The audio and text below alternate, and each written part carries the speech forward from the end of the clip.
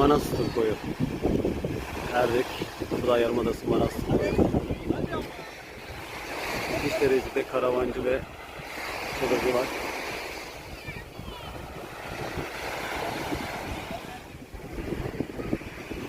Çadır kampı yapanlar ve karavan kampı yapanlar çok yoğunluklu burada. Bir de hafta sonu, pazar bugün. Diğer günlerde nasıl olur bilmiyorum. Hafta içi daha sakin olacağını düşünüyorum. Ama deniz müthiş.